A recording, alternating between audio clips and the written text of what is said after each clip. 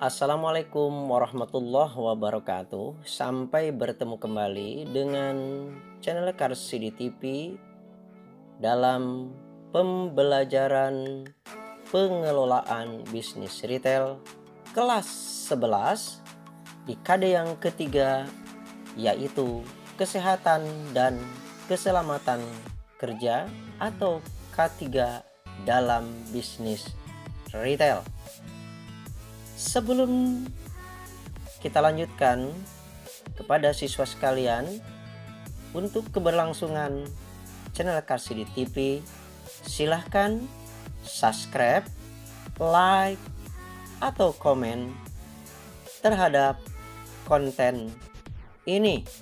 Mudah-mudahan ada manfaatnya untuk kita semua. Bahasan kesehatan dan keselamatan kerja atau K3 dalam bisnis retail tentu akan berkaitan dengan masalah kesehatan, keselamatan, dan tentunya untuk kesejahteraan manusia dalam bekerja di suatu instansi maupun di suatu lokasi usaha. Tujuannya adalah untuk memelihara kesehatan dan keselamatan kerja di lingkungan tempat di mana bekerja. Berikutnya masalah konsep kesehatan dan keselamatan kerja dalam bisnis retail menurut ahli. Pertama, menurut Mangkunegara, K3 adalah suatu pemikiran atau upaya untuk menjamin keutuhan dan kesempurnaan baik jasmania maupun rohania, tenaga kerja pada khususnya dan manusia pada umumnya, hasil karya dan budaya untuk menuju masyarakat adil dan makmur. Nomor kedua, menurut Sumakmur, K3 merupakan rangkaian usaha untuk menciptakan suasana kerja yang aman dan tentram bagi para pekerja atau karyawan yang bekerja di perusahaan yang bersangkutan. Nomor ketiga, menurut Simanjuntak, K3 adalah kondisi keselamatan yang bebas dari risiko kecelakaan dan kerusakan di mana kita bekerja yang mencakup kondisi bangunan, kondisi mesin, peralatan keselamatan, dan kondisi pekerja. Nomor keempat, menurut Matis dan Jackson, keselamatan kerja merujuk kepada perlindungan terhadap kesejahteraan fisik seseorang terhadap cedera yang terkait dengan pekerjaan. Kesehatan kerja merujuk pada kondisi fisik, mental, dan stabilitas emosi secara umum. Nomor kelima, menurut Ridley dan John, K3 adalah suatu kondisi dalam pekerjaan yang sehat dan aman, baik itu bagi pekerjanya, perusahaan, maupun bagi masyarakat yang berada di lingkungan sekitar pabrik atau tempat bekerja tersebut. Nomor ke-6, menurut Jackson, K3 adalah menunjukkan kepada kondisi-kondisi psikologis, fisikal, dan psikologis tenaga kerja yang diakibatkan oleh lingkungan kerja yang disediakan oleh perusahaan. Jadi dapat disimpulkan, K3 adalah suatu usaha dan upaya untuk menciptakan perlindungan dan keamanan dari risiko kecelakaan dan bahaya fisik, mental, maupun emosional terhadap pekerja, perusahaan, masyarakat, dan lingkungan kerja. Apa tujuan kesehatan dan keselamatan kerja itu dalam bisnis retail? Nah, tujuan dari K3 pertama, memberikan bantuan tentu kepada tenaga kerja dalam penyesuaian diri dengan pekerjaannya. Nomor kedua, melindungi tenaga kerja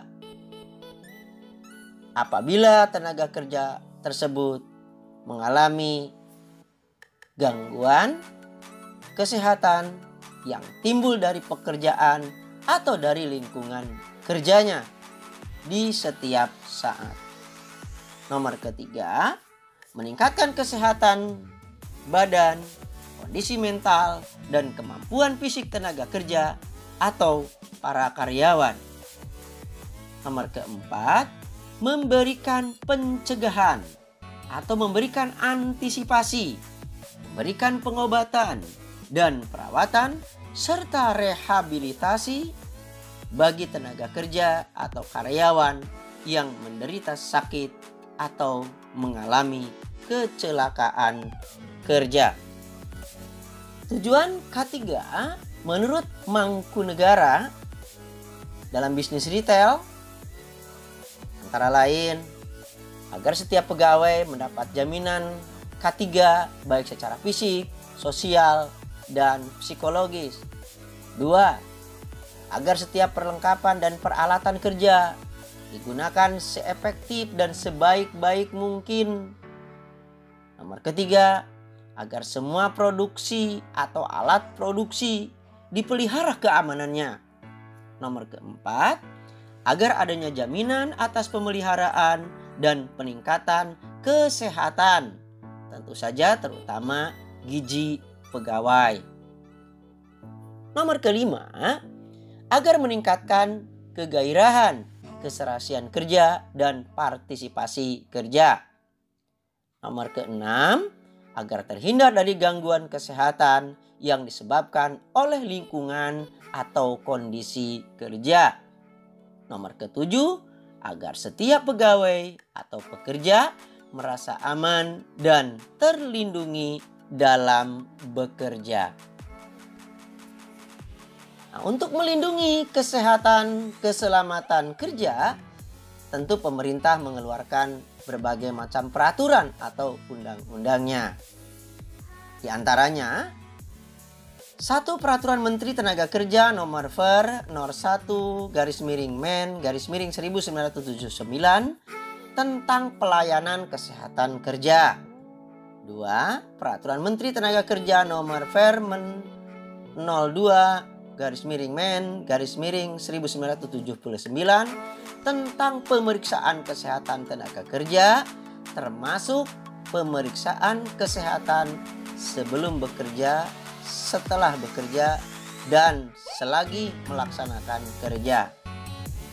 Nomor ketiga, dalam peraturan pasal 86 Undang-Undang Nomor 13 Tahun 2003 menyatakan bahwa setiap pekerja atau buruh mempunyai hak untuk memperoleh perlindungan atas keselamatan dan kesehatan kerja, moral dan kesusilaan, dan perlakuan yang sesuai dengan harkat dan martabat serta nilai-nilai agama. Itu makanya di hari-hari besar biasanya ada cuti bersama, ada libur bersama, dan lain sebagainya sesuai dengan peraturan tersebut. Nomor keempat, Undang-Undang Nomor 1 Tahun 1970 tentang K3 yang ruang lingkupnya meliputi segala lingkungan kerja. Ya, dijamin K3-nya baik darat, di dalam tanah, permukaan air, di dalam air, maupun udara yang tentunya berada di wilayah kekuasaan hukum Republik Indonesia. Apa sajakah faktor-faktor penyebab kecelakaan kerja? Secara umum, faktor kecelakaan kerja ada 4. Faktor manusia, material, sumber bahaya itu sendiri, dan lingkungan kerja. Faktor manusia misalnya kurang terampil atau tidak memiliki pengetahuan tentang bahaya kebakaran, konsleting listrik, tidak tahu cara menggunakan alat, cara menempatkan alat, dan lain sebagainya yang berakibat fatal dan terjadi kecelakaan. Nomor kedua, yang mengenai material. atau peralatan yang digunakan. Biasanya seharusnya dibuat dari plastik, malah dibuat dari besi yang seharusnya ada pegangannya dari karet. Ternyata tidak ada. Nah, ini yang akan bisa membahayakan para pekerja. Sumber bahaya, misalnya meliputi perbuatan bahaya, misalnya metode pekerja, cara kerjanya dirubah, salah, kurang hati-hati, teledor, dan kondisi atau keadaan bahaya. Misalnya secara mendadak terjadi hujan, secara mendadak terjadi angin kencang, dan lain sebagainya. Akhirnya terjadilah kecelakaan. Kemudian faktor penyebab kecelakaan berikutnya adalah lingkungan kerja. Ya, misalnya penataan kabel yang tidak rapi, ya pencahayaannya kurang, pengaturan udara yang tidak bagus, suasana lingkungan, sumpek, bau, kotor, beracun, sampah berserakan, tidak memperdulikan pembuangan sampahnya. Ya, apalagi misalnya seperti sekarang bahaya dari APD, pembuangan kesehatan dari COVID-19. Kalau penanganannya kurang baik atau kurang bagus, akan membahayakan. Yang membahayakan tidak hanya kepada si petugas kesehatan itu sendiri, tetapi juga di lingkungan di mana tempat pembuangan sampah APD kesehatan, apalagi yang tentu saja kalau tidak ditangani dengan baik, maka akan berakibat kecelakaan kerja yang membuat fatal. Tapi membuat channel yakin bahwa untuk APD kesehatan, penanggulangan sampah APD-nya alhamdulillah sudah ditangani dengan baik, dan mudah-mudahan tidak terjadi lagi kecelakaan-kecelakaan yang merenggut tenaga kesehatan. Selamat berjuang kawan-kawan tenaga kesehatan. Amal baktimu tentu sangat bermanfaat bagi kami-kami, dan mudah-mudahan kebaikan para petugas kesehatan mendapat balasan dari Tuhan yang setimpal. Amin ya robbal alamin. Berikutnya, siswa sekalian, bagaimanakah cara penyelamatan diri dari kecelakaan kerja? Adalah sebagai berikut. Pertama, misalnya pencegahan kebakaran. Misalnya, identifikasi bahaya yang dapat mengakibatkan kebakaran pada gedung atau tempat itu, seperti adanya bahan yang mudah terbakar, plastik, karet, ya, sumber panas, listrik, nyala rokok, puntung rokok, dan lain sebagainya.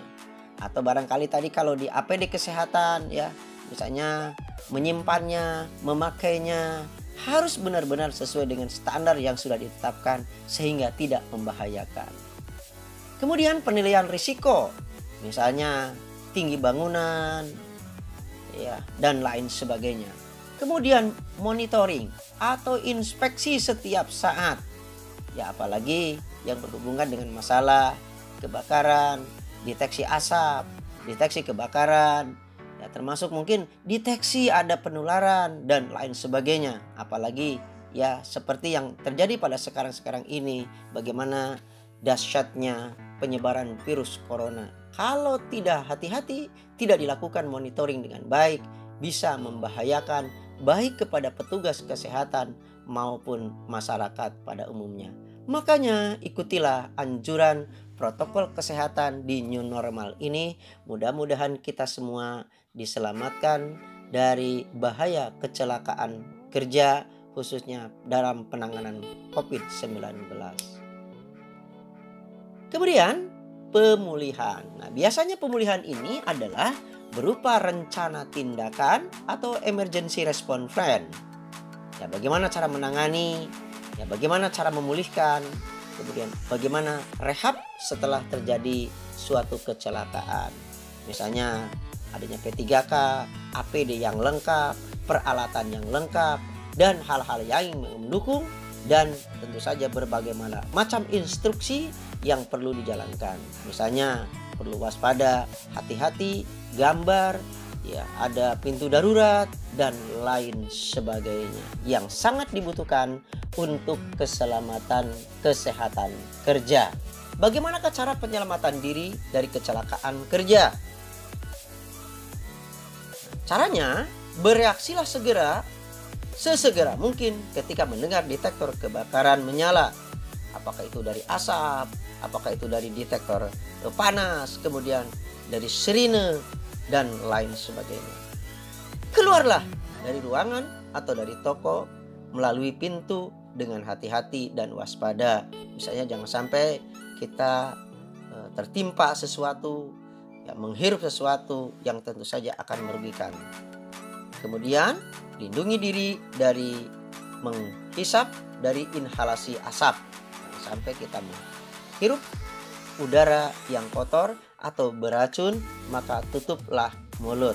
Makanya di new normal khususnya dibiasakan dan dianjurkan memang menggunakan masker, apalagi dalam bekerja dalam situasi seperti sekarang ini.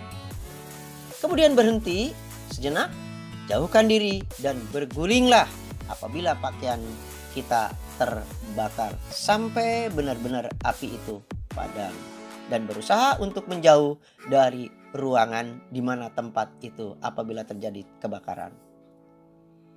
Hubungi layanan darurat, misalnya 113 atau 1131. Apabila ada yang terluka, telepon saja 118 atau 119. Kemudian apabila membutuhkan ambulan, telepon saja 110. Dan untuk COVID-19, telepon 119. Kemudian langkah yang terbaik, menjauhlah dari tempat kebakaran atau toko yang terbakar. Siswa sekalian, di era COVID-19 ini atau Corona, new normal berarti kita ikuti tata aturan, prosedur kesehatan, misalnya menggunakan masker yang baik, menjaga jarak, sering mencuci tangan, mencuci tempat yang kotor, berperilaku bersih dan sehat, sehingga mudah-mudahan apabila kita menggunakan protokol kesehatan dan kecelakaan kerja dan kesejahteraan yang kita harapkan dapat tercapai dengan baik. Ikutilah petunjuk yang disampaikan oleh Pak ahli-ahli kita demi keselamatan, kesehatan, dan kesejahteraan kita semua. Kesimpulan, K3 adalah bidang yang terkait dengan kesehatan, keselamatan, dan kesejahteraan manusia yang bekerja di suatu institusi maupun di suatu lokasi usaha tertentu. Tujuan K3 adalah untuk memelihara, merawat kesehatan dan keselamatan di mana karyawan atau pekerja itu berada di lingkungan kerja. Kemudian yang terakhir, dengan menerapkan K3 supaya pekerja merasa aman dan para klien atau pelanggan juga merasa aman dan nyaman berada di perusahaan atau di institusi atau di suatu toko yang kita layani. Demikian siswa sekalian, mudah-mudahan walaupun masih banyak kekurangan di sana sini. Demikian, wallahu muwaffiq ila aqwamit thoriq. Wassalamualaikum warahmatullahi wabarakatuh.